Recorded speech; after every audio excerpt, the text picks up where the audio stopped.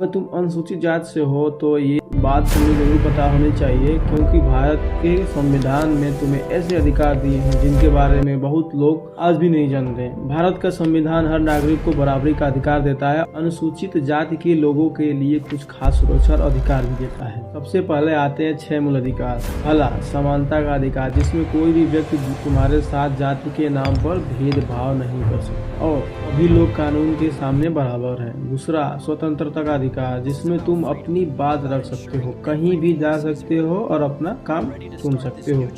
तीसरा, शोषण के खिलाफ अधिकार, जिसमें कोई भी तुम्हें जबरदस्ती काम नहीं करा सकता। बंधुआ मजदूरी पूरी तरह गैर कानूनी है। चौथा, धर्म की स्वतंत्रता अधिकार, जिसमें तुम अपनी इच्छा से कोई भी धर्म मान सकते हो या उसका पालन कर सकते हो। पांचवा, शिक्षा और संस्कृति का अधिकार, जिसमें तुम अपनी पढ़ाई और भाषा की संस्कृति को सुरक्षित रख सकते हो। छठा, संवैधानिक उपचार का अधिकार, जिसमें अगर कोई तुम्हारा अधिकार छीन लेता है तो तुम सीधे कोर्ट जा सकते हो या यहाँ तक सुप्रीम कोर्ट तक। अब आते हैं अनुसूचित जाति के कुछ विशेष अधिकार को। पहला, छुआछूत का अंत, यानी छुआछूत पूरी तरह खत्म है और अगर कोई ऐसा करता है तो ये कानूनन अपराध है। दूसरा, SC और ST कानून की सुरक्षा, जिसमें अगर कोई जाति के नाम पर अपमान या भेदभाव करता है तो उस पर केस हो सकता है। तीसरा, आरक्षण का अधिकार, जिसमें सरकारी नौकरी, कॉलेज और राजनीतिक में